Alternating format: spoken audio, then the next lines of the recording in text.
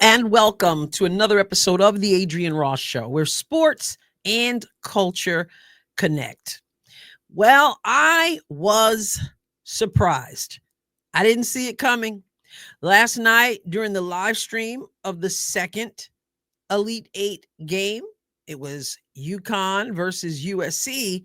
Someone came into the chat during my live stream and said that Olivia Miles was not going to declare for the WNBA draft. But that wasn't the end of the story.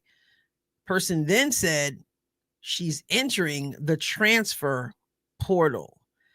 And I'm thinking, are you serious? Not only am I thinking that, I said that. Are you serious? So then, of course, I go, and yeah, there it is. And then I saw, I guess ESPN was talking about it after the USC UConn game. Surprised as well. Now, not surprised that Olivia Miles decided not to go to the WNBA, even though she was projected to go number 2. Not surprised with all the uncertainty with the CBA and negotiations and money involved and all that. Not surprised that she would make that decision, but I am surprised she would decide to leave Notre Dame. Coach Neil Ivey seems like a great coach to play for. Hannah Hidalgo and Olivia Miles, quite the combo. They get to the Sweet 16. Hannah Hidalgo is a great basketball player and likely to just get better. Olivia Miles has consistently gotten better during her playing career, and she's entering the transfer portal. Before I go even further, I got to say, you've heard me, especially if you've been in the live streams, I'm not a fan of transferring.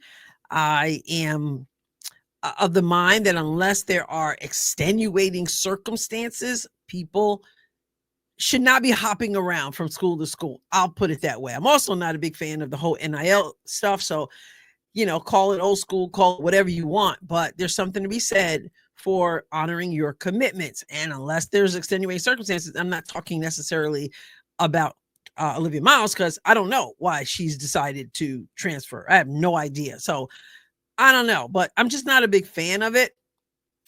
Be that as it may, the transfer portal exists and people utilize it.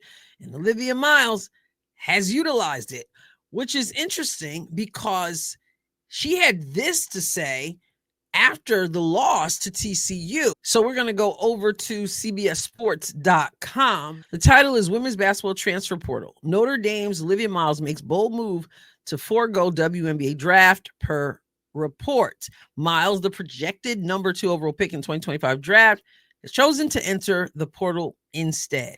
So I just want to go down here to... Here. Okay. I am still thinking about what I want to do, but leaning towards the draft, Miles said in Notre Dame's locker room after the loss to TCU. So was that a pump fake, or did she really make a really fast decision? She said, but tomorrow I might wake up and be like, I want to come back. So here sounds like she's talking about coming back to Notre Dame. Goes on to say, so it just changes every day. I love college. I think I've outgrown it a little bit, though. So that makes my decision tougher to stay. It's comfortable, a place where you have security. And she went on to say the volatility is up and down. So I don't know. I'm deciding between a bunch of factors. So again, she said, I'm leaning towards the draft, but hey, I might change my mind tomorrow. Well, she certainly changed her mind and decided not to declare for the draft, but she also changed her mind about where she's going to call her collegiate home this next year. Well, I'm not the only one wondering about things concerning Olivia Miles, because I just checked out this article on forthewin.usatoday.com. The article is 5 Olivia Miles landing spots as Notre Dame superstar enters transfer portal. So if she doesn't want to stay at Notre Dame, where could she possibly be going? Well, here are some thoughts, and let's just see what we think about it. It mentions UConn first. With superstar Huskies point guard Paige Beckers entering the draft, it's saying that UConn could reload. That is interesting. It would be interesting. How would it be for Olivia Miles to get to play alongside Sarah Strong, who is quite the basketball player as a freshman? Paige makes her exit. Olivia Miles makes an entrance to UConn. I won't be rooting for UConn, so I won't be rooting for Olivia Miles. Y'all know how it is. But yeah, there's the opportunity. And then USC. Obviously, Juju Watkins is out with the torn ACL, may very well miss all of next season, if not come back for a tiny portion of it, but she may not. It's interesting that Olivia Miles, she had to sit out a year because of a torn ACL. Could she step in for one more year and cover for Juju? One ACL back while the other ACL is out, so to speak. South Carolina. So it says this makes a lot of sense. I don't think so.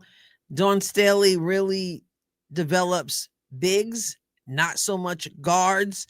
Not sure going to South Carolina is a good thing. Texas, well, I don't know. So it says the Texas women's basketball program is having a moment right now as it just made the 2025 women's NCAA tournament Final Four. Obviously, Texas eliminated TCU yesterday, and of course, TCU had eliminated Notre Dame. And here it is, TCU. TCU was a team to eliminate Miles Notre Dame in this year's Sweet 16. So perhaps the Horned Frogs would be of interest to Miles. I don't see that happening. Obviously, Haley Van Lith will be gone. Is Miles going to step in there? I don't see that. Of course, I can't pick Olivia Miles' brain, but I don't foresee that. See that happening. But yeah, these are some of the options here. Again, UConn, USC, South Carolina, Texas, and TCU. Now, when I say some of the options, I mean some of the speculation. Over here on ESPN.com, we can see her stats for this season. 15.4 points, 5.6 rebounds, 5.8 assists, 48.3% field goal percentage. She didn't do so well in her last game against TCU. Of course, she was not 100%. She had been dealing with an ankle injury, and she had 10 points, 2 rebounds, 3 assists in 23 minutes. And of course, TCU won 71-62. But if you look at her career stats down here, you're going to see, if we just look at the points, gets better every single year. 9.3 points per game, then 13.7, then 14.3, and then this season, 15.4. So in the point department, getting better. In her free throw percentage, getting better every year. Okay. In her 3-point percentage, she had 10%, 27%. Nope. She dropped to 22, but then a huge jump to 40.6. And 2020 to 21, she had 51% field goal percentage, and then she went down to 45, then up to 46, then up to 48. So she's on the upside. So we see improvement and climbing overall throughout her playing days in college. And Notre Dame, of course, could stand to benefit from that with Hannah Hidalgo. But whatever the reason is, Olivia Miles said, no, thank you. Not going to the WNBA. I'm going to stay in college, but I'm not staying with Notre Dame. Who knows where she'll end up, whether it's one of the 5 that was mentioned in that article or somewhere else, whether she's got a game plan already, or it's, well, I'll wake up in the morning and see who's interested and go with my gut. I had picked Notre Dame to win it all. Yes, I know that with UConn and South Carolina, there's always that. but I was not going to put UConn and South Carolina in my bracket to win it. I went with Notre Dame. They couldn't get the job done, and they won't have an opportunity to do it next year with Olivia Miles. What are your thoughts? Appreciate your comments. Thank you for your support. And if you have not subscribed to the channel, please do so. I'll catch you next time, God willing. God bless you abundantly.